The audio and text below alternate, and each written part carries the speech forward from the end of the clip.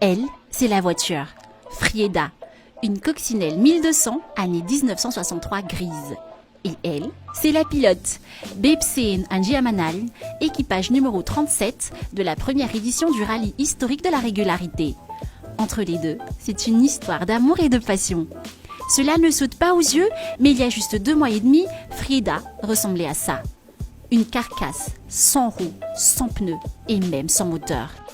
Cette voiture a été entièrement restaurée à l'occasion de ce rallye. Restaurée complètement, restaurée avec les modèles d'origine. Fidélité, c'est bien ce qui a guidé la restauration de cette bolide des années 60.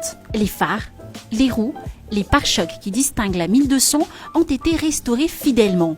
Quand on part à zéro et qu'on veut tout faire à l'identique, il faut le budget et bien sûr, on ne peut pas trouver toutes les pièces au pays. Misy nafarana tsy maintsy nafarana sasany misy tsy maintsy nafarana fa misy koa nita teto toerana fa ny maromaro aloha zany efa misy le usine mpanao an'ireny Volkswagen trana iny reny selon modèle d'origine nipita dia tsy maintsy nisy nafarana moteur rehetrarehetra zany tena natao totalement toy moa zany anodidina mihitsy misy ity dia nasiana toit ouvrant. La tâche n'a pas été facile, confirme Bepseen Anjiamanal. Mais heureusement, dans la grande famille des passionnés de coccinelle, l'entraide est une deuxième nature. Na le mécanicien sy rehetrarehetra kivy ihany fa vita tena challenge be ho an'ny rehetrarehetra zany na ho an'le mpanao peinture moteur zany hoe misy zay membre ny club Matacox zay mikirakira ny coccinelle zany eto Madagasikara dia misy solidarité be mihitsy ao amin'le membre club dia misy membre club koa nanampy be tamin'ny resaka moteur sy ny ohatr'izany. Pour entamer ce genre d'entreprise, il faut aussi beaucoup de passion. Mais ça, Bepseen Anjiamanal en a. Les choses anciennes, et pas uniquement les voitures, pour elle, c'est dans le sang. Pour preuve, cette coccinelle n'est pas la seule voiture ancienne de la famille. Misy 203 zay restauré-ny vadiko zany anay ao amin'ny fianakaviana 203 pareil modèle tena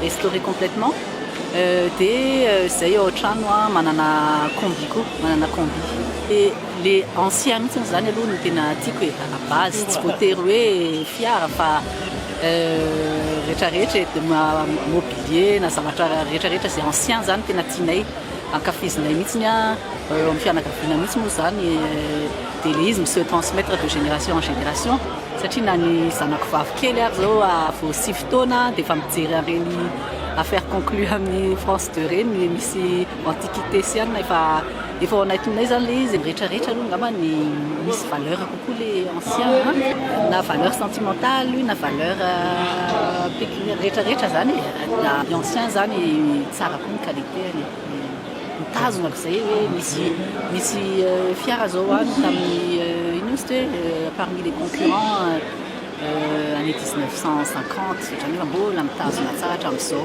nefa amin'izao misy tôbila mety vao vidiana vao iray volana mety manao ino izy hoe tana Madagasikara mety tour de Madagascar mety efa potika satria.